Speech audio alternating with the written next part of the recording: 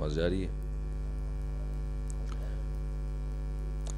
الحمد للہ نحمده ونستعینه ونستغفره ونؤمن به ونتوکل علیہ ونعوذ باللہ من شرور انفسنا ومن سیئات اعمالنا من يهده الله فلا مضل له ومن يضلل فلا هادي له ونشهد ان لا اله الا الله وحده لا شريك له ونشهد ان محمدا عبده ورسوله صلى الله تعالى عليه وعلى آله واصحابه وبارك وسلم تسليما كثيرا كثيرا اما بعد فاعوذ بالله من الشيطان الرجيم بسم الله الرحمن الرحيم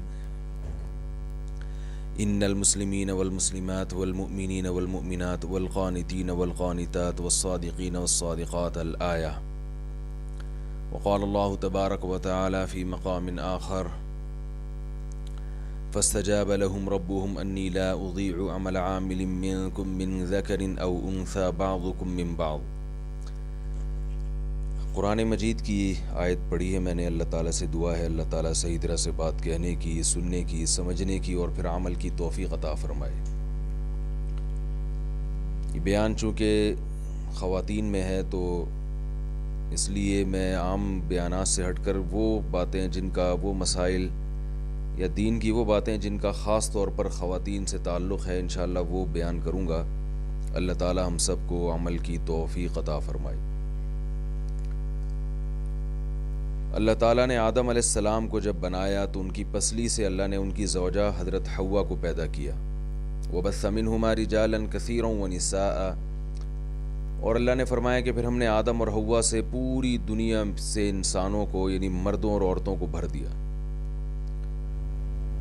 تو اللہ نے آدم علیہ السلام کی پسلی سے اماں حوا کو بنایا. اللہ تعالیٰ یہ بھی کر سکتے تھے کہ آدم علیہ السلام کو الگ بناتے اور اماں حوا کو الگ مٹی سے بناتے، لیکن ایسا نہیں کیا بلکہ انہی کے جسم سے بنایا تاکہ مرد اور عورت میں مماثلت رہے. مماثلت تھوڑی گاڑی اردو ہے، مطلب یہ کہ ان کی جنس ایک ہی رہے، یعنی ان سب کی اصل جو ہے ایک ہی شخص پہ جا کے جمع ہو جائے، ایک ہی ذات پہ جا کے جمع ہو جائے جن کو آدم کہا جاتا ہے. پھر اللہ تعالیٰ نے قرآن مجید میں بتایا کہ یہ اللہ کی قدرت ہے کہ اس نے تمہیں جوڑوں کی شکل میں بنایا. جوڑے نر اور مادہ، مرد اور عورت. سبحان الذی خلق الازواج کلها مما تنبت الارض ومن انفسهم ومما لا يعلمون. سورہ یاسین میں اللہ تعالیٰ کا ارشاد ہے کہ پاک ہے وہ ذات، ہر عیب سے پاک ہے، جس نے ہر چیز کو جوڑوں کی شکل میں پیدا کیا، یہاں تک کہ نباتات کو بھی، جو پودے ہیں ان کو بھی اللہ نے جوڑوں کی شکل میں بنایا. ومن انفسہم، اور ان انسانوں کو بھی اللہ نے جوڑوں کی شکل میں بنایا. جوڑوں کا مطلب پیر جو ہیں ایک جو ہے تکمیل نہیں ہوتی ایک دوسرے کے بغیر. اور وَمِمَّا لَا يَعْلَمُونَ، فرمایا بہت سی ایسی چیزیں ہیں جن کے بارے میں تمہیں علم نہیں ہے لیکن اللہ نے ان کو بھی جوڑوں کی شکل میں بنایا ہے. تو یہ اللہ کی قدرت ہے کہ اللہ تعالیٰ نے اس کائنات کے نظام کو اسی اصول پر بنایا ہے. بے جان چیزوں میں بھی اللہ نے جوڑے رکھے ہیں. قرآن مجید میں اللہ نے قسمیں اٹھائیں، والشمس وضحاها والقمر اذا تلاها. اسی طرح فرمایا واللیل اذا یغشاها والنہار اذا جلاها والسماء وما بناها والارض وما طحاها. کہ دن کی قسم اور رات کی قسم، آسمان کی قسم اور زمین کی قسم. تو یہ قسمیں اللہ کیوں اٹھا رہے ہیں؟ دن اور رات ایک دوسرے کے اپوزٹ ہیں، آسمان اور زمین ایک دوسرے کے اپوزٹ ہیں. تو یہ پورا نظام جو ہے نا، یہ اس طرح اللہ نے پیدا کیا ہے کہ ایک چیز بنائی ہے تو اس کی اپوزٹ بھی اللہ نے پیدا کی ہے، اس کی ضد بھی اللہ نے پیدا کی ہے. تو اب اللہ کا نظام ایسا ہے کہ یہ جوڑے اللہ نے بنائے، ان میں ہر ایک کو اللہ نے مختلف صلاحیتیں دیں اور مختلف کام ان کے ذمے اللہ نے لگائے ہیں. اگر یہ اپنا کام چھوڑ کر دوسرے کا کام شروع کر دیں گے تو اس نظام کائنات میں خلل پیدا ہوگا، تباہی پیدا ہوگی، جو کہ ہونا شروع ہو گئی ہے. حدیث میں آتا ہے رسول اللہ صلی اللہ علیہ وسلم نے ارشاد فرمایا کہ قرب قیامت میں ایک شخص بیل پر سوار ہو کے سواری کرے گا تو اللہ تعالیٰ اس بیل کو قوت گویائی عطا کریں گے اور وہ بیل کہے گا کہ الہذا خلقتو، کیا اللہ نے مجھے اس کام کے لیے پیدا کیا تھا؟ سواری کے لیے تو اللہ نے اونٹ اور گھوڑے اور گدھے اور خچر پیدا کیے ہیں، بیل کی کمر میں اتنی طاقت نہیں ہوتی کہ وہ لوگوں کو بٹھا کے اپنے اوپر سوار کرے، اس کو اللہ نے ہل چلانے کے لیے پیدا کیا یا دوسرے کاموں کے لیے پیدا کیا۔ تو اس حدیث سے پتہ چلتا ہے کہ جیسے جیسے قیامت قریب آئے گی، کام جو ہے وہ الٹے ہونا شروع ہو جائیں گے، جو جس کا کام ہوگا وہ نہیں کرے گا، جو جس کا کام نہیں ہے وہ کام کرنا شروع کر دے گا۔ میں ایک اکثر چٹکلا سناتا ہوں نا کہ ایک ہمارے وزیر تعلیم تھے، ریٹائرمنٹ کے بعد ان سے انٹرویو لیا گیا، ان سے ایجوکیشن کے بارے میں جب سوالات کیے گئے تو ان کو غصہ آ گیا اور وہ کسی سوال کا جواب ہی نہیں دے رہے تھے۔ تو انٹرویو لینے والے نے کہا کہ آپ سے تعلیم کے بارے میں پوچھتے ہیں تو آپ جواب کیوں نہیں دیتے، آپ تو وزیر تعلیم تھے۔ تو وہ کہنے لگے جب تھے ہمیں اس وقت ایجوکیشن کا نہیں پتا تھا، اب تو ہیں بھی نہیں، اب تو ریٹائر ہو گئے۔ تو وزیر تعلیم اس شخص کو بنایا جاتا ہے جس کو تعلیم کے علاوہ جس کے پاس سب کچھ ہوتا ہے۔ تو جیسے جو جس کام کا اہل نہیں ہے، جب آپ اس کے ذمے وہ کام لگا دیں گے تو معاشرہ تباہ اور برباد ہو جائے گا۔ تو اس وقت دنیا میں ایک بہت بڑی تحریک چل رہی ہے کہ عورت کو وہ کام دیے جائیں جو مرد کے ہیں، مردوں کے ذمے وہ کام لگا دیے جائیں جو عورت کے ہیں۔ اور ہم نے تو بعض ممالک میں دیکھا بھی ہے کہ یہ تحریکیں چل رہی ہیں، یونیورسٹیوں میں یہ مزاج بنایا جا رہا ہے، اسکولوں میں یہ مزاج بنایا جا رہا ہے کہ مرد اور عورت میں کوئی فرق نہیں ہے، عورت بھی سارے کام کر سکتی ہے جو مرد کر سکتا ہے، اور یہ فرق ختم کیا جائے، خواتین مردوں کے شانہ بشانہ چلیں، مردوں سے کندھا سے کندھا ملا کے چلیں، اور مرد جیسے آزاد ہوتے ہیں تو عورت کو بھی آزاد بنایا جائے، ہمارا جسم ہماری مرضی ہم لباس پہنے یا نہیں پہنے۔ اس قسم کی تحریکیں چل رہی ہیں، یہ بہت خطرناک ہے، جو عورت کے لیے بھی نقصان دہ ہے اور معاشرے کے لیے بھی نقصان دہ ہے۔ فطرت سے کبھی بھی لڑا نہیں جا سکتا، فطرت سے کبھی بھی بغاوت نہیں کی جا سکتی۔ تو اسلام چونکہ دین فطرت ہے، فطرت اللہ التی فطر الناس علیہا، یہ وہ فطرت ہے جس پر اللہ نے انسانوں کو پیدا کیا، تو اس لیے اسلام نے دونوں کی ایکٹیویٹیز الگ الگ بیان کی ہیں۔ مرد کے کام الگ ہیں، عورت کی ذمہ داریاں الگ ہیں۔ مرد کو جس قسم کی جسمانی ساخت دی گئی ہے اس پر ذمہ داریاں اس کے حساب سے ڈالی گئی ہیں، عورت کو کمزور بنایا گیا ہے تو اس پر ذمہ داریاں عورت کے حساب سے ڈالی گئی ہیں۔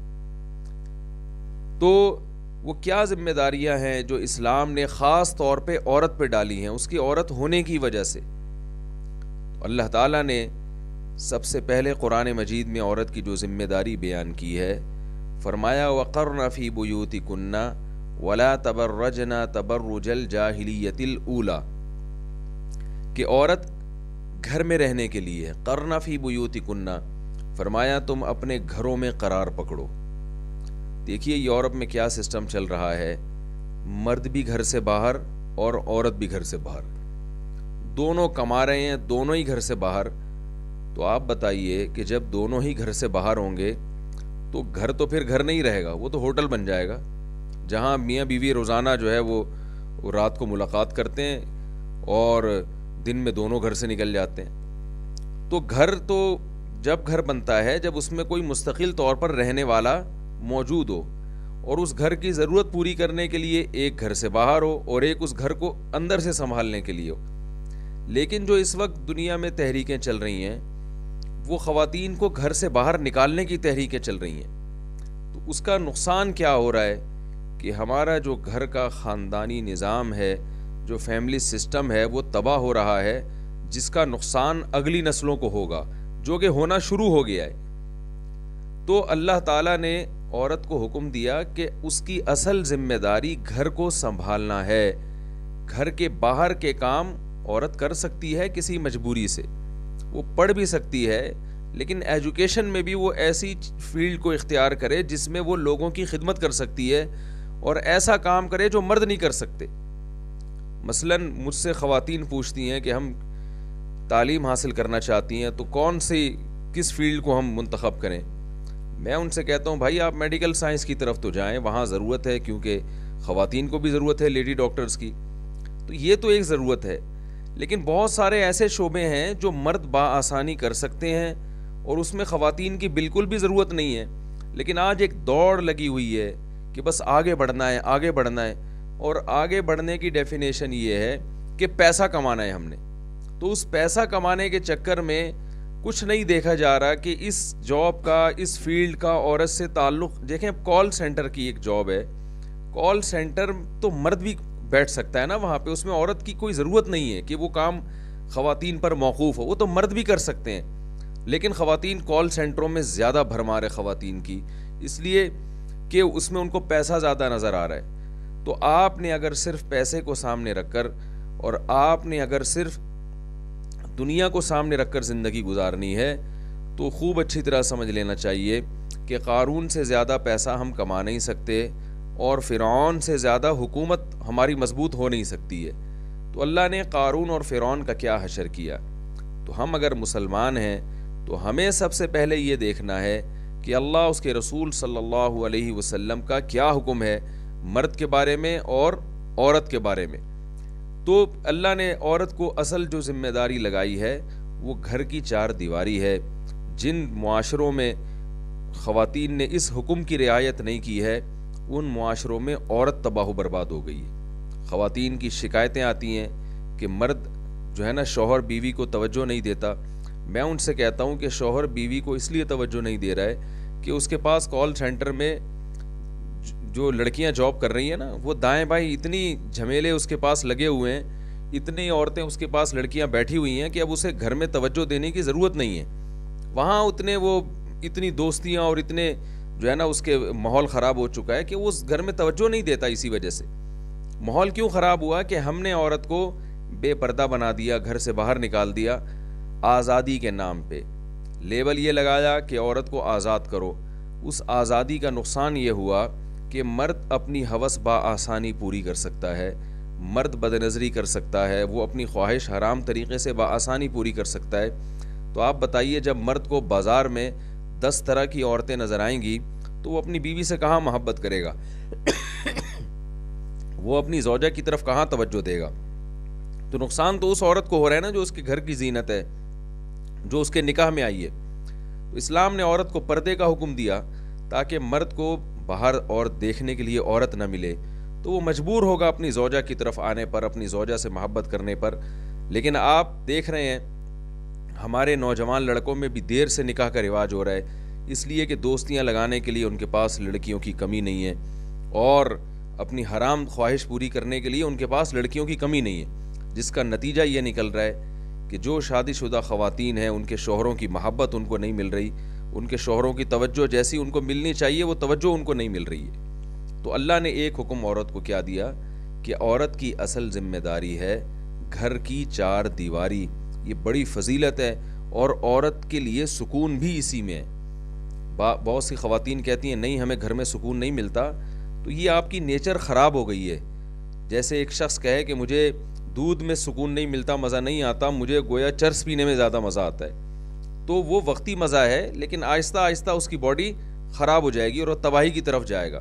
جس عورت کو گھر کی چار دیواری میں سکون نہیں مل رہا تو یہ اس کی علامت ہے کہ وہ فطرت سے بغاوت پر آمادہ ہو گئی ہے اور آہستہ آہستہ بے سکونی کی طرف جا رہی ہے. تو ایک حکم اللہ نے یہ دیا. دوسرا حکم ہے عورت کے لیے خاص طور پر حیا. حضرت موسیٰ علیہ الصلاۃ والسلام کا واقعہ ہم دیکھتے ہیں کہ جب وہ مدین میں حضرت موسیٰ علیہ السلام گئے ہیں اور وہاں حضرت موسیٰ علیہ السلام نے 2 لڑکیوں کو دیکھا کہ وہ کنویں سے دور کھڑی ہوئی ہیں, لوگ پانی پلا رہے ہیں اور وہ ڈول لے کے دور کھڑی ہوئی ہیں. حضرت موسیٰ علیہ السلام کو ان پہ ترس آیا, ان کے پاس گئے. حضرت موسیٰ نے ان سے پوچھا ما خطبکما, تم یہاں کیوں کھڑی ہوئی ہو؟ تو انہوں نے فرمایا لا نسقی حتی یصدر الرعاء وابونا شیخ کبیر. بھئی یہ مردوں کا مجمع ہے, یہ پانی پہلے پلا دیں گے پھر ہم جائیں گے. جب تک یہ مجمع یہاں ہے, یہ بھیڑ لگی ہوئی ہے, ہم اس میں نہیں گھس سکتے. اور رہا مسئلہ کہ ہم گھر کے باہر کے کام اب خود کیوں کر رہی ہیں, تو وجہ اس کی یہ ہے کہ ہمارے گھر میں کوئی مرد نہیں ہے, ایک والد صاحب ہیں جو بوڑھے ہو چکے ہیں. تو اب آپ دیکھیں یہاں ہمیں کیا سبق ملتا ہے. اللہ نے ان 2 لڑکیوں کا قرآن میں ذکر کیا تو ان دو لڑکیوں کی بیان سے اللہ نے دو اسباق ہمیں دیے ہیں. ایک تو ان بچیوں نے یہ کہا کہ ہم مردوں کے مجمع میں نہیں گھس سکتے، یہاں پہ جہاں پانی پلایا جا رہا ہے نا، تو ہم نہیں گھس سکتے یہاں پہ، جب تک یہ مجمع چھٹے گا نہیں ہم یہاں سے ہٹیں گے، یہاں سے جو ہے نا اپنی جگہ سے نہیں ہلیں گے. اس سے پتہ چلتا ہے کہ عورت کی حیا کا تقاضا یہ ہے کہ وہ مردوں کے مجمع میں نہ گھسے. وہ آج مغربی تہذیب ہمیں بار بار سکھا رہی ہے کہ عورت جو ہے نا اس کو بولڈ بنایا جائے، اس کو ماڈرن بنایا جائے، اور اس کو جو ہے وہ اس میں شرم اور جھجک کو ختم کیا جائے. قرآن اس کے بالکل برعکس دعوت دے رہا ہے. قرآن عورت کو حیا کی ترغیب دے رہا ہے. وہ اسے کہہ رہا ہے کہ عورت کو مردوں کے مجمع میں نہیں گھسنا چاہیے. اور وہ یہ بھی ساتھ ساتھ بتا رہی ہیں کہ ہم جو پانی لینے کے لیے، گھر کے لیے پانی لینے کے لیے گھر سے باہر نکلے ہیں تو مجبوری میں نکلے ہیں. وجہ اس کی یہ ہے کہ ہمارے گھر میں کوئی مرد موجود نہیں ہے، ایک بوڑھا باپ ہے. تو دیکھیں اس میں بھی انہوں نے بتا دیا کہ عورت کی یہ ذمہ داری نہیں ہے کہ وہ گھر کے باہر کے کام وہ خود کرے، بلکہ یہ مردوں کی ذمہ داری ہے.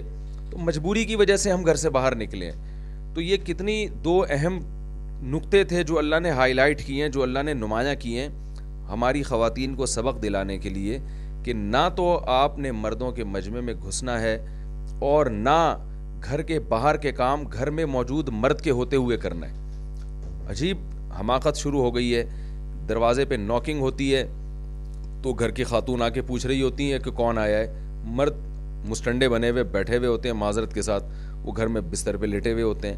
کچھ خریداری کرنی ہے، چلو ایک لیڈیز کپڑا کسی خاتون نے خریدنا ہے، وہ سمجھ میں آتا ہے کہ وہ عورت اپنے لیے منتخب کر سکتی ہے. مردوں کے کپڑے بھی عورتیں خرید رہی ہیں، آلو پیاز ٹماٹر خریدنے کے لیے بھی عورتیں بازار میں جا رہی ہیں، ہر چیز خواتین خرید رہی ہیں.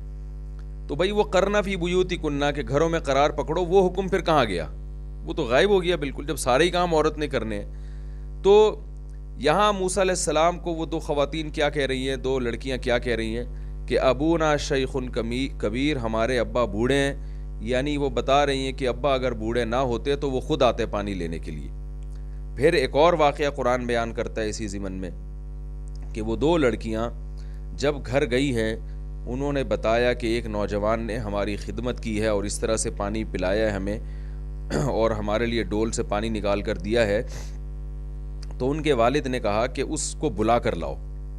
تو قرآن کہتا ہے فجاءتہ احداہما تمشی علی استحیاء، ان دونوں میں سے ایک چلتی ہوئی آئی حضرت موسیٰ کے پاس حیا کے ساتھ چلتی ہوئی.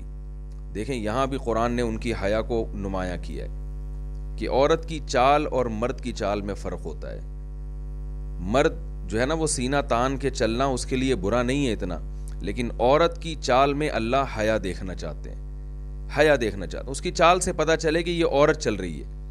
تو اللہ نے یہاں کیا بیان کیا کہ دونوں میں سے ایک آئی حضرت موسیٰ کو بلانے کے لیے تمشی علی استحیاء، حیا کے ساتھ چلتی ہوئی. تو اللہ کو یہ اس کی ادا اتنی پسند آئی کہ قرآن مجید میں اللہ نے اس واقعے کو بیان کیا اور اس واقعے میں اللہ نے اس عورت کی چال کی حیا کو بھی بیان کیا ہے اور قیامت تک کے لیے اللہ نے اس کو محفوظ کر دیا.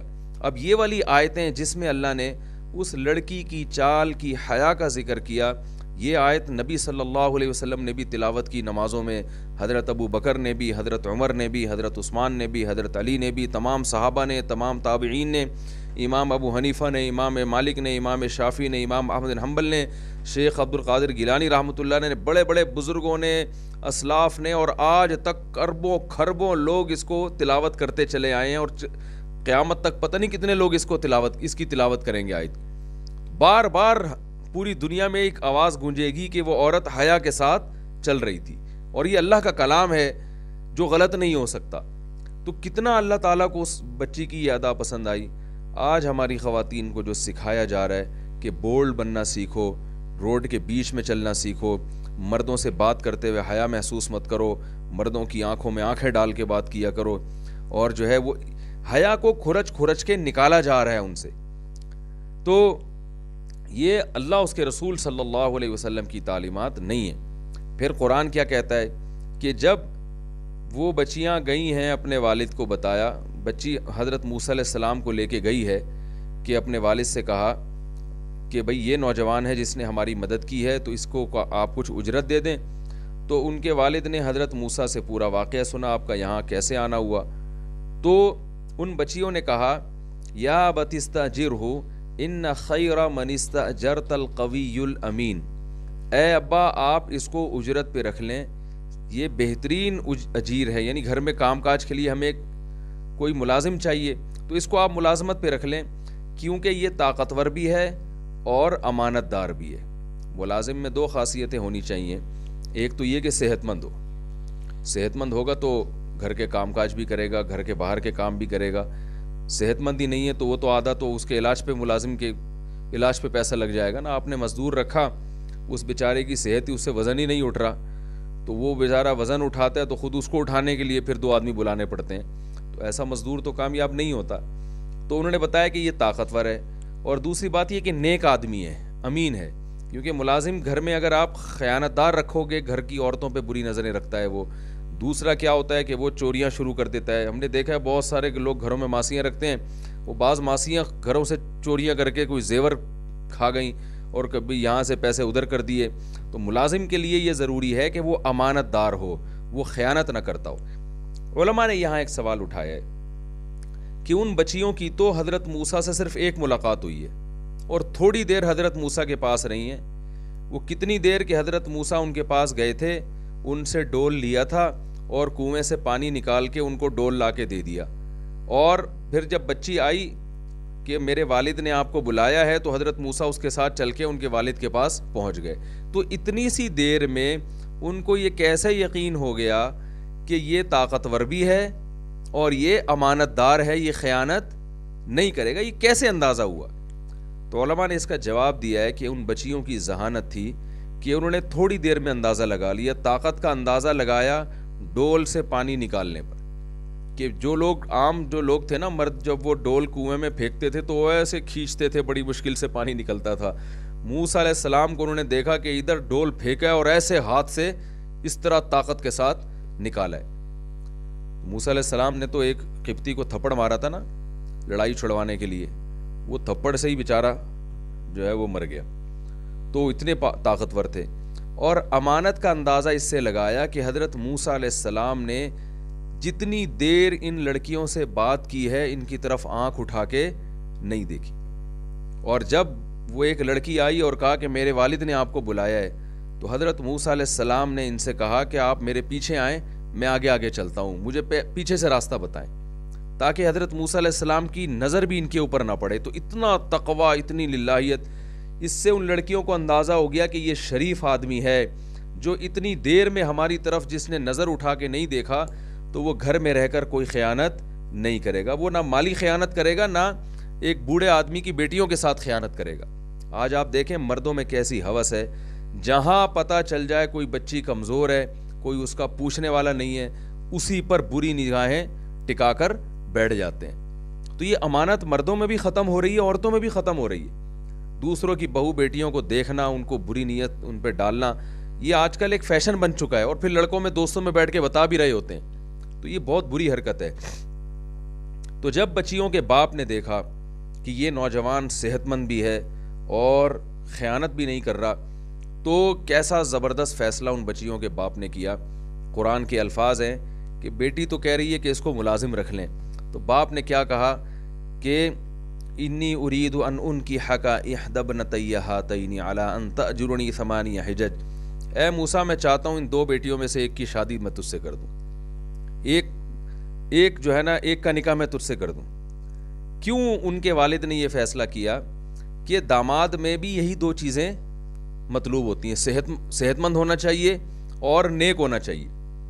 جو صحت مند نہیں ہے تو سسرال کا خرچہ پھر اس کے علاج پہ ہوتا ہے نا، آپ کو پتہ ہے داماد اگر بیچارہ شروع میں ہی بیمار نکلا تو وہ تو سارا سسرال پھر جو ہے نا وہ بیماریوں میں سارا خرچہ اٹھا رہا ہوتا ہے، وہ بیٹی کو کیا پالے گا، بیچارے کو خود پالنا پڑ رہا ہوتا ہے۔ تو ایک تو صحت مند ہونا چاہیے، دوسرا نیک ہونا چاہیے۔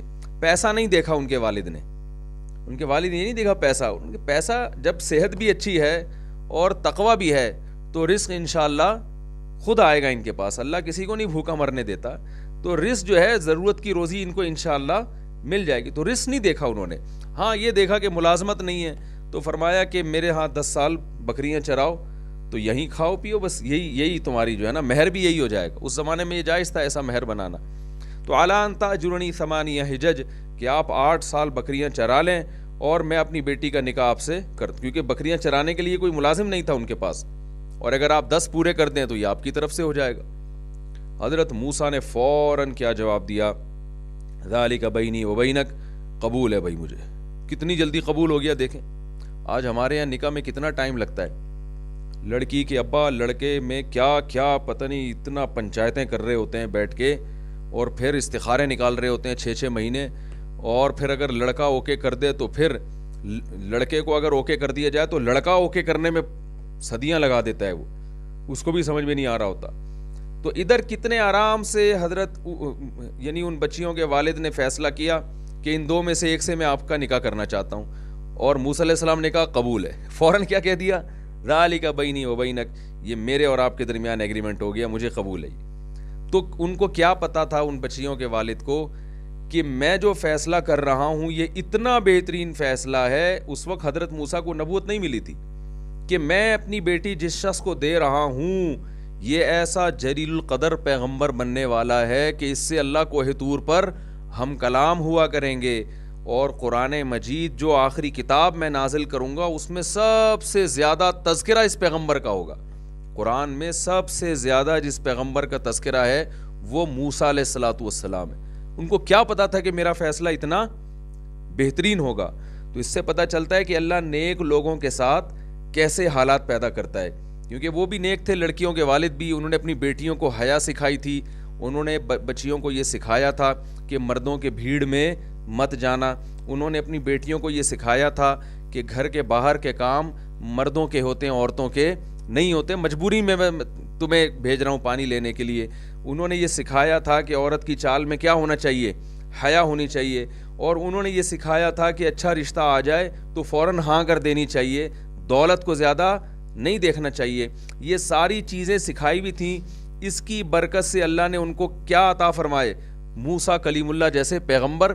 اور اس کا نتیجہ یہ نکلا کہ ان کی اولاد پیغمبر سے چلی ہے، اور قیامت تک جو قرآن مجید نازل ہوا اس میں اس بوڑھے باپ کا بھی تذکرہ اور ان کی دونوں بیٹیوں کا بھی تذکرہ. اللہ نے وہ سن کے کتنا خوش ہوتے ہوں گے کہ تراویحوں میں بھی جب قرآن پڑھا جا رہا ہے، تہجد میں پڑھا جا رہا ہے تو میرا بھی نام آ رہا ہے اور میری بیٹیوں کا بھی تذکرہ آ رہا ہے. کیا ان کے یعنی عالم برزخ میں اور جنت میں کتنا خوش ہوں گے جب وہ ان کو یہ پتہ چلے گا.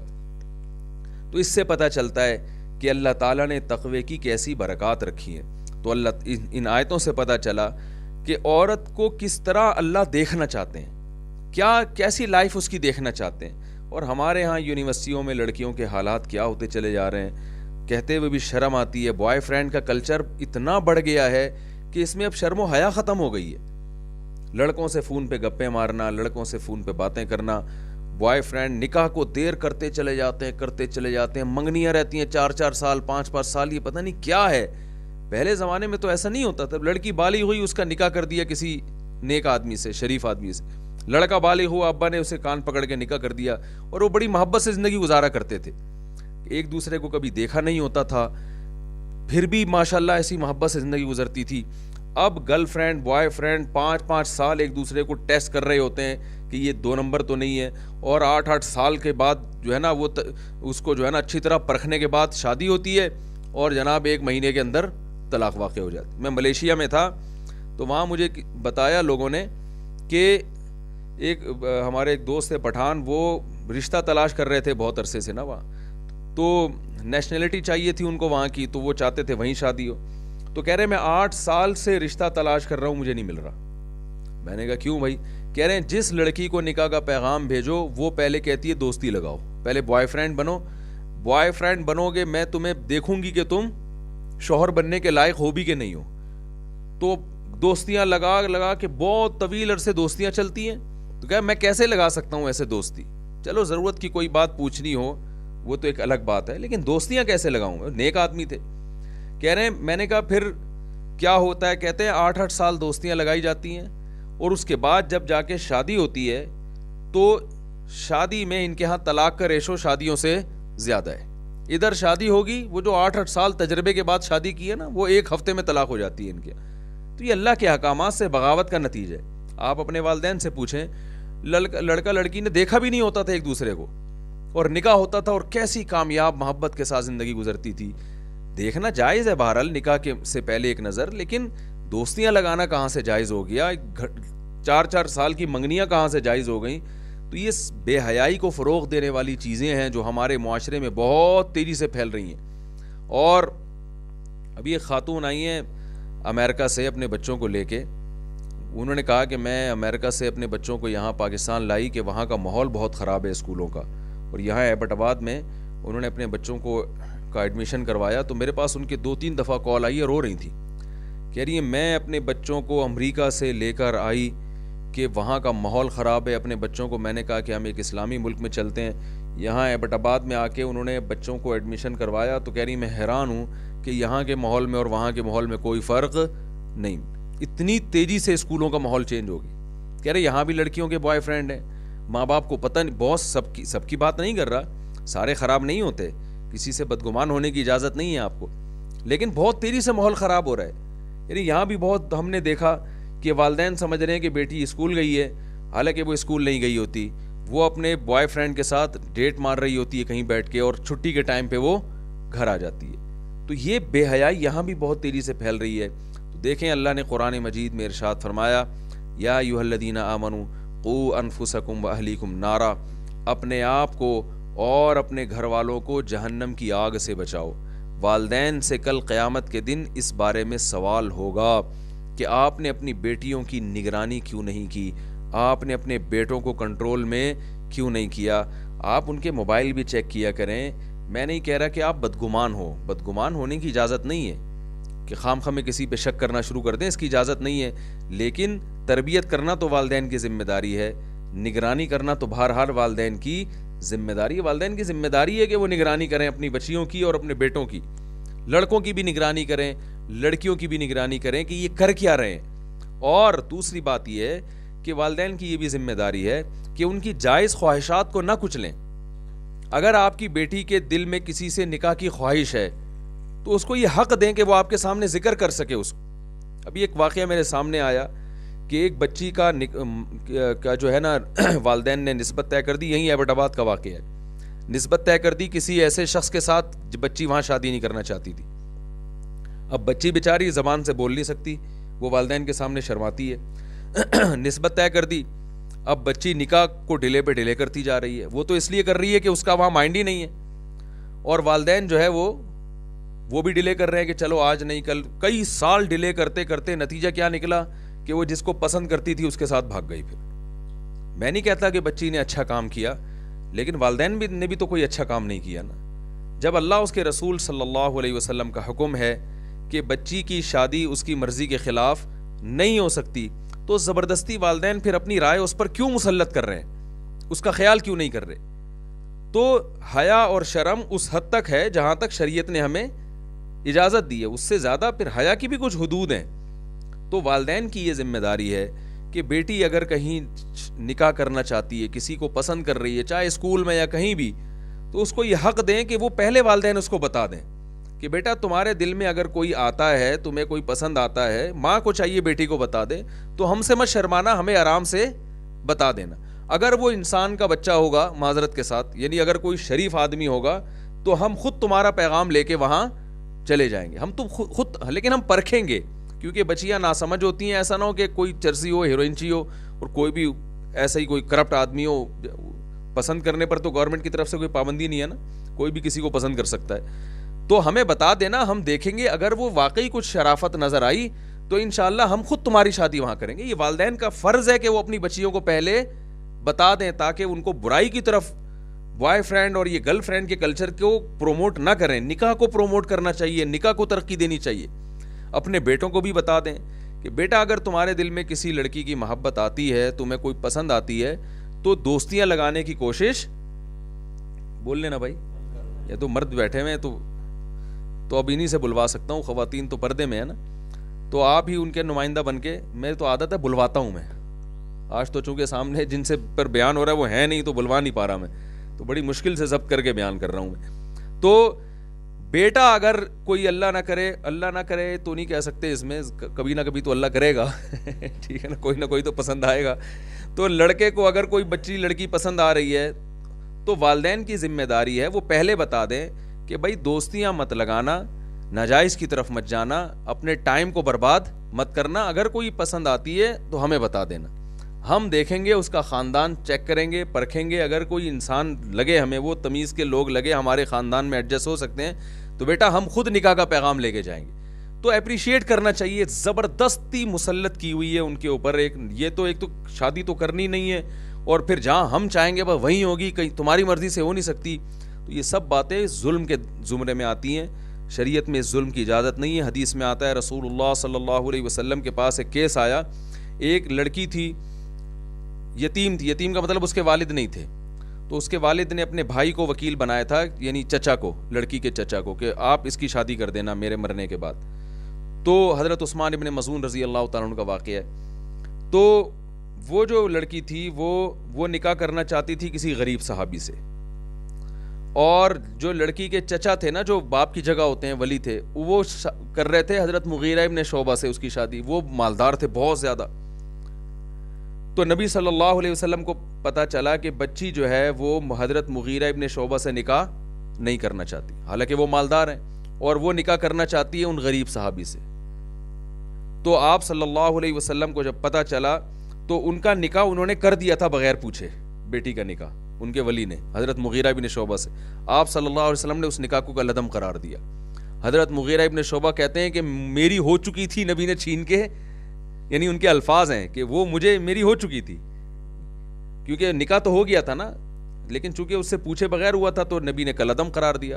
اور آپ صلی اللہ علیہ وسلم نے پھر حکم دیا کہ لن ترى للمتحابین مثل النکاح، یعنی اس حدیث میں آپ نے بتا دیا کہ بچی جس سے محبت کرتی ہے اس سے نکاح زیادہ کامیاب ہے. تو یہ زیادہ آپس یعنی کامیاب جو ہے وہ اس میں کامیابی کا امکان زیادہ ہے. تو ماں باپ زبردستی مسلط کر کے بیٹیوں کو بھی باغی بنا رہے ہوتے ہیں، بیٹوں کو بھی باغی بنا رہے ہوتے ہیں. تو اس میں خوب اچھی طرح سمجھ لیں، یہ جو اسکولوں میں سسٹم چل پڑا ہے دوستیوں کا، والدین کی ذمہ داری ہے اپنی اولاد کی نگرانی کریں، اور بچیوں کی بھی، لڑکیوں کی بھی ذمہ داری ہے کہ وہ اس بارے میں اللہ سے ڈریں، اللہ کا خوف کریں. قیامت کے دن اس کا جواب دینا پڑے گا. قل للمؤمنین یغضوا من ابصارہم، اللہ نے مرد کو بھی حکم دیا کہ وہ نظروں کی حفاظت کرے، اور عورت کو بھی اللہ نے حکم دیا کہ وہ نظروں کی حفاظت کرے. تو یہ دوسرا حکم ہے. کیا ہے؟ پہلا حکم اللہ نے بتایا قرار فی البیوت، عورت کی اصل ذمہ داری گھر کی چار دیواری. دوسرا اللہ نے حکم دیا عورت میں حیا ہونی چاہیے. تیسرا اللہ نے حکم دیا کہ عورت جب نکاح کے بعد والی اس کی جو زندگی ہے اس میں اس کو شوہر کی تابع داری کرنی ہے. آپ صلی اللہ علیہ وسلم نے فرمایا وہ عورت جنت میں داخل نہیں ہو سکتی جس کی موت اس حال میں ہو کہ اس کا شوہر اس سے ناخوش ہو، وہ جنت میں نہیں داخل ہو سکتی.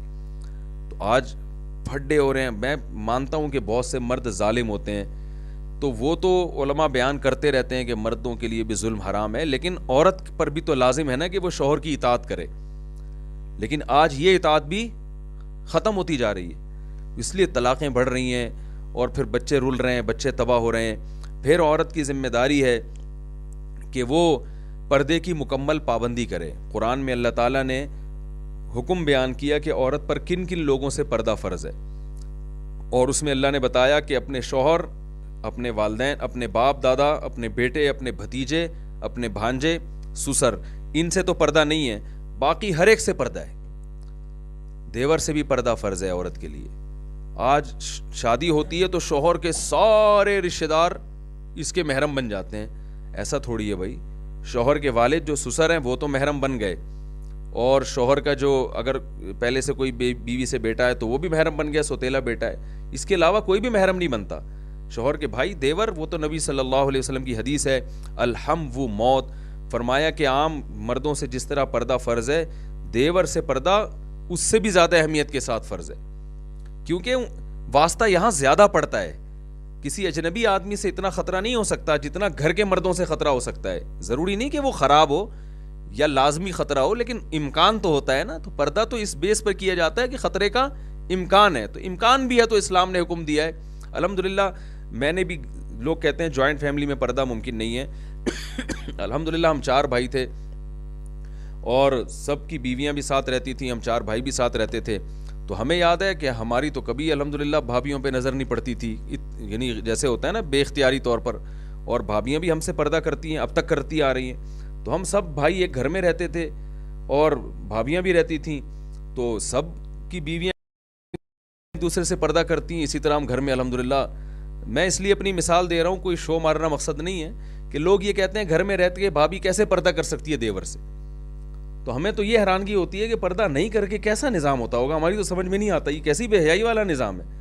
تو ہم گھر میں آتے تھے, ہمیں اچھی طرح یاد ہے, تھوڑا ہم نے کھنکھار دیا تاکہ جو بھابیاں ہیں ہماری ان کو پتہ چل جائے بھائی جو ہے وہ کوئی دیور آ رہا ہے یا جیٹھ آ رہا ہے.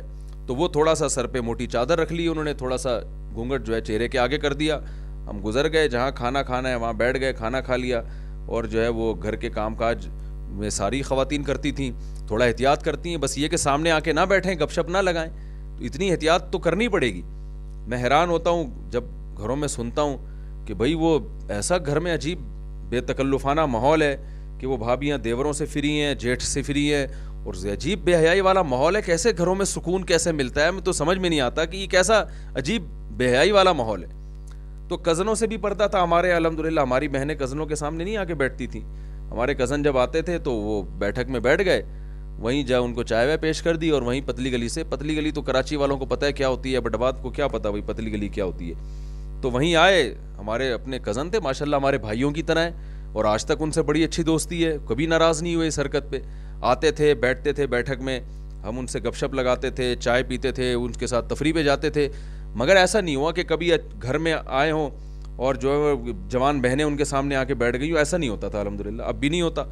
تو آج الٹا معاملہ ہے, آپ کزن کو آپ بیٹھک میں بٹھائیں اور وہ بولیں کہ بس نو انٹ, اس سے آگے آنے کی آپ کو اجازت نہیں, گھر میں عورتیں ہیں, تو وہ دماغ میں غصہ چڑھا کے بیٹھ جاتا ہے کہ میں کیا غلط آدمی ہوں, کیا میں تمہاری بہنوں کو دیکھنے کے لیے آیا ہوں, کیا مجھے کیا سمجھا ہوا ہے تم نے. وہ بھائی کچھ نہیں سمجھا ہوا, آپ بہت شریف آدمی ہیں, آپ بہت نیک آدمی ہیں, لیکن اللہ اس کے رسول کا حکم ہے, اللہ اس کے رسول کا حکم ہے بھائی, عورت پہ پردہ کرنا فرض ہے. کزن سے شادی جائز ہے نا, تو محرم کہاں سے ہو گیا؟ محرم تو وہ ہوتا ہے جس سے نکاح کبھی بھی حلال نہیں ہوتا. اسی طرح بہن سالیاں فری ہوتی ہیں بہنوئی سے, شادی ہوئی ہے اس کی ساری بہنیں آپ سے فری پھوکٹ میں جو ہے نا وہ, اب یہ فری پھوکٹ بھی کراچی کا لفظ ہے جو تھوڑا سا ڈیفیکلٹ قسم کا لفظ ہے, تو وہ آپ سے بلا وجہ فری ہو رہی ہیں سالیاں. اور میں آدمیوں کو دیکھتا ہوں بیگم سے جب بات کرتے ہیں تو اتنا ان کے چہروں پہ خوشی کے آثار نہیں ہوتے, جب سالی سے بات کر رہے ہوتے ہیں آپ دیکھیں کیسے چہک چہک کے بات کر رہے ہوتے. خواتین کو شکایت ہوتی ہے کہ ہمارا میاں جب گھر آتا ہے تو اس کے چہرے پہ 12 بج رہے ہوتے ہیں, وہ بیٹھ کے خوش دلی سے بات نہیں کرتا. تو میں ان سے کہتا ہوں کہ جب آپ کے میاں گھر پر آئے نا اور چہرے پہ 12 بجے ہوئے ہوں تو سالی کو بلا لیں, دیکھو کیسا ایک دم کھلکھلا جائے گا, اور ہاں ہاں ہاں ہاں زبردست, ساری تھکاوٹ دور. تو اللہ نے اسی وجہ سے سالی کو حکم دیا ہے کہ تم اس سے پردہ کرو, ٹھیک ہے نا, اپنے شوہر سے, تاکہ وہ صرف اپنی بیوی کو دیکھے, تمہیں نہ دیکھے وہ. تو میں پھر کہہ رہا ہوں کسی سے بدگمان نہیں کر رہا میں آپ کو کہ آپ خام خام ایک بہنوئی پہ کی نظروں پہ شک کرنا شروع کر دیں یہ غلط آدمی ہے, لیکن کچھ غلط بھی ہوتے ہیں. تو اللہ تعالیٰ نے کچھ غلط کو روکنے کے لیے سب کو حکم دے دیا. اب یہ تھوڑی کہ اللہ تعالیٰ یہ حکم دیتے کہ غلط لوگ اپنی نظر کی حفاظت کریں, اور سالیاں جو ہے نا جو غلط قسم کے بہنوئی ہیں ان سے تو پردہ کریں, اور بھابیاں جو غلط قسم کے دیوروں سے پردہ کریں, صحیح قسم کے دیور سے پردہ فرض نہیں ہے. تو یہ فیصلہ کون کرتا بیٹھ کے کہ غلط کون سا ہے صحیح کون سا ہے؟ اور پھر یہ کتنی مصیبت ہو جاتی کہ جس سے پردہ کرتا وہ کہتا ہے اچھا اس کا مطلب ہے میں غلط ہوں, یہ بہت نیک آدمی ہے, حج کر کے آیا ہے ابھی. تو اس لیے اسلام نے حکم دیا بھائی نامحرم سے پردہ فرض ہے, چاہے کوئی بھی ہو وہ.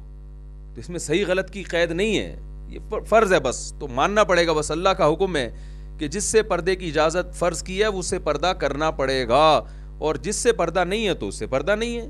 شوہر ہے, بھائی ہیں, سسر ہے, اور اسی طرح کچھ باتیں حیا کے خلاف ہیں لیکن بہرحال کرنی پڑتی ہیں. یاد رکھیں سسر سے پردہ تو فرض نہیں ہے, لیکن سسر کے ساتھ جسم کو جو ہے نا جیسے مصافحہ کر لینا, یا سسر بہو کے جو ہے نا وہ پیشانی پہ پیار کرے, یہ جائز نہیں ہے, اس کی قطعاً اجازت نہیں ہے. یہ رشتے ایسے نہیں ہے کہ اس سے آپ یعنی کوئی ایسا اتنا کلوز ہو جائیں ان سے. تو علماء نے بیان کیا ہے کہ سسر بہو کو پیار کرنے کے لیے صرف سر پہ ہاتھ رکھ سکتا ہے, بس اس سے مسافہ نہیں کر سکتا, وہ اس کے جسم کو ہاتھ نہیں لگا سکتا.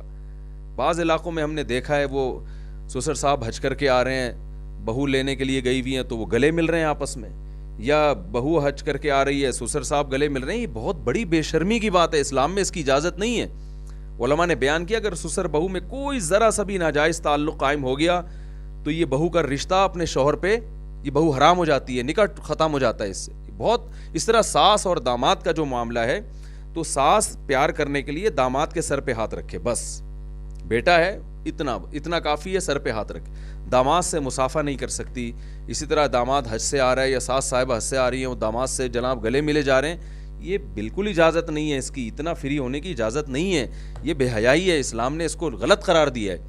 تو صرف اتنا ہو کہ داماد جب گھر آیا تو ساس اس کے سر پہ ہاتھ رکھے, بس. اس سے آگے آپ بڑھیں گے تو یہ اللہ کی حدود سے تجاوز ہو جائے گا. تو آج گھروں میں یہ حیا ختم ہوتی چلی جا رہی ہے. تو ایک فیصلہ کریں بھائی, جنت میں جانا ہے جہنم میں جانا ہے, ایک فیصلہ کر لیں. اگر جنت میں جانا ہے تو حیا والا ماحول اللہ چاہتے ہیں, اور جہنم میں جانا ہے تو جو مرضی کرتے پھریں. غیر مسلم نے تو جہنم میں جانا ہے نا, تو ان کے یہاں تو نائٹ کلب بھی ہیں, شرابیں بھی ہیں, سب کچھ حلال ہے ان کے یہاں. لیکن مسلمان اگر جنت میں جانا چاہتا ہے تو اسے حیا والا راستہ اختیار کرنا پڑے گا, اسے حیا کو ترقی دینی پڑے گی. ان الذین یحبون ان تشیع الفاحشۃ فی الذین آمنوا لہم عذاب علیم فی الدنیا والآخرہ. اللہ فرماتے ہیں جو لوگ بے حیائی کو فروغ دیتے ہیں مسلمان معاشرے میں, ان کے لیے دنیا اور آخرت میں دردناک عذاب ہے. دنیا میں عذاب تو سزا ہے جو حکومت دیتی ہے, آج کل وہ دے نہیں رہی, تو دنیا کی سزا سے تو بچ جاتے ہیں, لیکن آخرت کی سزا سے نہیں بچ سکتے. اللہ نے جنت رکھی ہے حیا والوں کے لیے, ایمان والوں کے لیے. اور قرآن مجید میں اللہ تعالیٰ کا ارشاد ہے, بس یہ کہہ کے میں اپنی بات کو ختم کرتا ہوں. اللہ تعالیٰ کا ارشاد ہے کہ جب جو اللہ کے نافرمان ہیں وہ جہنم کی آگ میں جلیں گے تو اللہ ان سے کہیں گے اذھبتم طیباتکم فی حیاتکم الدنیا. وہ کہیں گے اللہ ہمیں بھی جنت چاہیے, تو اللہ کہیں گے تم نے دنیا میں مزے اڑا لیے ہیں, دنیا میں تم نے مزے اڑا لیے ہیں. تو اب یہ نہیں ہو سکتا دنیا میں بھی مزے اور آخرت میں بھی مزے, ایسا نہیں ہو سکتا. وہاں تم نے مزے اڑا لیے ہیں, تم نے ہمارے احکام کی پرواہ نہیں کی, یہاں تمہارے لیے کوئی حصہ نہیں ہے. تو میں اپنی ان مسلمان بہنوں سے اور ان بیٹیوں سے اور اپنی ان ماؤں سے جو بیان سننے کے لیے آئی ہوئی ہیں, خاص طور پر کہتا ہوں, علماء کی بات آپ تک پہنچاتا ہوں کہ اپنے جو زندگی گزارنے کے طور طریقے ہیں اس میں حیا پیدا کریں, پردے کو لے کر آئیں. اسلام آپ کو تعلیم سے نہیں روکتا, مگر ایجوکیشن میں اس فیلڈ کا انتخاب کریں جس میں عورت کی ضرورت ہے, وہ فیلڈ آپ اختیار کریں. ٹیچنگ کی لائن میں بھی آپ جا سکتی ہو, لڑکیوں کو پڑھائیں آپ, کیونکہ لڑکیوں کو پڑھانے کے لیے تو فیمیل ٹیچرز ہی چاہیے نا. تو ایجوکیشن میں اس فیلڈ میں جائیں جس میں لڑکیوں کی ضرورت ہے, جس میں مرد بہت ہیں, لڑکیوں کی ضرورت نہیں ہے, بلکہ لڑکیوں کے جانے سے نقصان ہے. اس فیلڈ کا آپ انتخاب نہ کریں, کیونکہ پیسہ برائے پیسہ مقصد نہیں ہے, تو اس فیلڈ میں جائیں. اور دوسری بات یہ کہ جہاں آپ ایجوکیشن میں جائیں تو وہاں عورت کی جو اور دوسری ذمہ داری ہیں ان کو نہ بھول جائیں کہیں. اب آپ ایجوکیشن کی فیلڈ میں جا کر گھرداری بھول گئی اگر, تو پھر کیا فائدہ؟ جو اللہ نے جس کے لیے پیدا کیا تھا وہ کام تو ہو نہیں رہا آپ سے. بچوں کی تربیت نہیں ہو رہی, شوہر کی جو واجب خدمت ہے کم از کم اتنا ہو کہ اس کی اطاعت تو ہو نا بنیادی چیزوں میں, تاکہ گھر کا نظام تو خراب نہ ہو. تو یہ ان چیزوں کو بھی فوکس کرنا ہے. اللہ تعالیٰ سے دعا ہے کہ اللہ تعالیٰ قرآن مجید میں اللہ نے جو ہمیں احکام دیے ان تمام احکام پر اللہ ہمیں عمل کرنے کی توفیق عطا فرمائے. سبحانک اللہم و بحمدک نشہد ان لا الہ الا انت نستغفرک و نتوب الیک نستغفرک و نتوب الیک. جی سوال پوچھنے, 1 منٹ پوچھنے دیں سوال.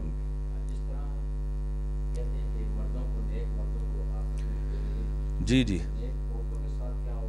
مردوں کو آپ کہہ رہے ہیں آخرت میں حوریں ملیں گی, نیک عورتوں کو کیا ملے گا؟ جی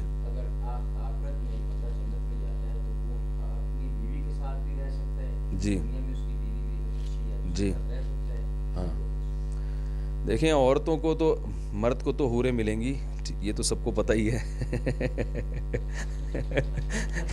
یہ سب خواتین کو کیا ملیں گے وہ دیکھیں, عورت کے لیے زیادہ شوہر یہ عورت کی ذلت ہے, یہ بات سمجھنے کی ہے. مرد کے لیے زیادہ بیویاں ہونا یہ مرد کے لیے فخر کی بات کہلاتی ہے. لیکن عورت کے لیے ایک سے زیادہ شوہر ہونا یہ کوئی اچھی بات نہیں ہے، یعنی اس میں عورت کی تذلیل ہے، عورت کی توہین ہے. تو جنت میں توہین نہیں ہو سکتی، تو اس لیے جنت میں عورت کا ایک ہی مرد ہوگا، شوہر ہوگا. ہاں وہ اتنا اچھا ہوگا کہ وہ اس کو دوسرا چاہیے بھی نہیں ہوگا وہاں پہ، ٹھیک ہے نا. دنیا میں تو ایسا ممکن ہے کہ عورت اپنے شوہر سے بیزار ہو کہ یار یہ کیا اللہ نے، یعنی میرے ابا نے متھے لگا دیا میرے، ٹھیک ہے نا. لیکن جنت میں ایسا تو نہیں ہوگا نا، جنت میں تو ظاہر ہے سلیکٹڈ لوگ ہی جائیں گے. تو اگر شوہر اچھا نہیں تھا وہ جہنم میں جائے گا، پھر تو اللہ اس کا نکاح کسی اچھے آدمی سے کرا دیں گے جنت میں. تو عورت کے لیے زیادہ مرد نہیں ہے، کیونکہ یہ فطرت کے خلاف ہے، نیچر کے خلاف ہے نا یہ، یعنی عورت کی توہین بھی ہے اس میں. تو مرد کے لیے زیادہ حوریں ہیں. باقی یہ ضرور ہے کہ حدیث میں آتا ہے، حضرت عائشہ رضی اللہ تعالیٰ عنہ فرماتی ہیں کہ جو دنیا کی عورت جب جنت میں جائے گی تو وہ حوروں سے زیادہ اللہ اس کو خوبصورتی عطا کریں گے، کیونکہ اس نے روزے رکھے ہیں، اس نے نمازیں پڑھی ہیں. جنت کی حور کو تو فری پھوکٹ کا لفظ تھوڑا سا عجیب سا ہے لیکن کراچی والوں کی زبان پر ہے. تو جنت میں جو ہے نا وہ تو حوروں کو تو فری میں جنت مل رہی ہے نا، اور ان عورتوں نے تو قربانیاں دی ہیں. تو اس لیے دوسرا کیا سوال تھا آپ کا؟ یہی والی بیوی، انتہائی افسوس کے ساتھ کہنا پڑتا ہے یہی والی ملے گی.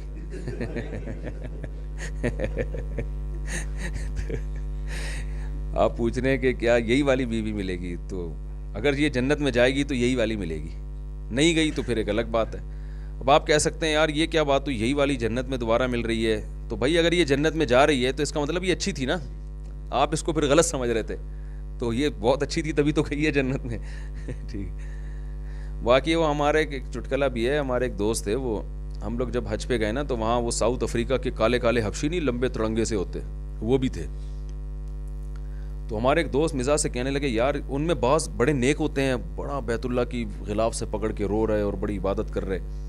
تو ہمارے ایک دوست نے کہا یار یہ ایسے ٹیڑے میڑے سے بیچارے نا، آڑے ترچے سے اور کالے کلر کے عجیب سے وحشی لوگ ہیں اور نیک بھی ہیں، تو جنت میں جائیں گے تو حوریں ان کو ملیں گی، وہ حوروں کا تو بیڑا غرق ہو گیا.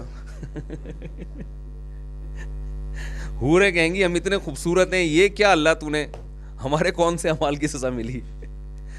تو میں نے کہا بھائی اللہ نے یہ کہا ہے جنت میں جائیں گے، تو یہ تو نہیں کہا کہ ایز اٹ از جائیں گے، ریپیئرنگ ہوگی بھائی ان کی، ڈینٹنگ پینٹنگ کا کام ہوگا.